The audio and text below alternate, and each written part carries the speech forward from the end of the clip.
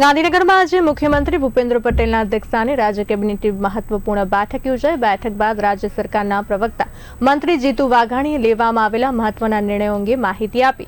બેઠકની શરૂઆતમાં માંજલપુર વડોદરાના ધારાસભ્ય અને પૂર્વ મંત્રી યોગેશ પટેલને શ્રદ્ધાંજલિ અર્પણ કરવામાં આવી। યોગેશ કાકા તરીકે લોકપ્રિય રહેલા યોગેશ પટેલના નિધનને રાજ્ય માટે મોટી ખોટ ગણાવી કેબિનેટે શોક વ્યક્ત કર્યો। આ બેઠકમાં રાજ્યને વર્ષ 2030 સુધી વાયર ફ્રી ગુજરાત બનાવવાનો મહત્વાકાંક્ષી નિર્ણય લેવામાં આવ્યો છે।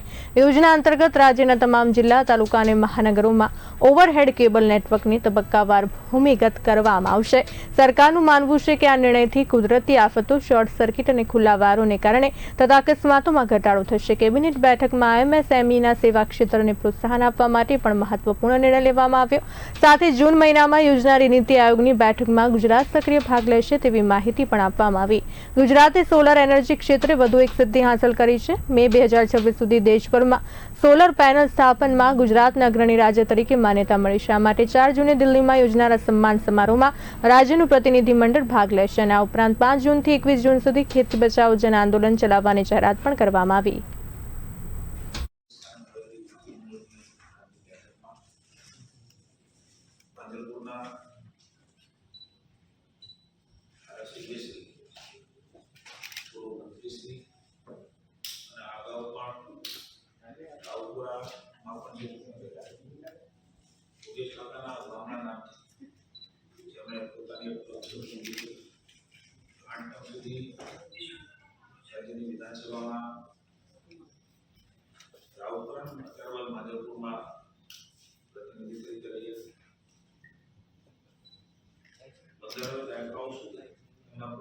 विश्वास है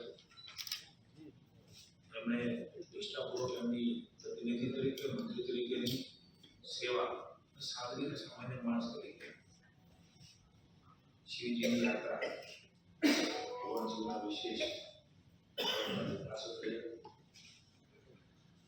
समग्र राज्य ने जवाबी मोटी मुख्यमंत्री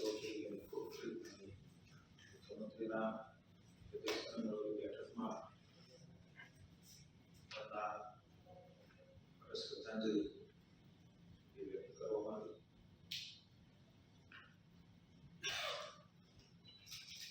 अनेक विशिष्टताओं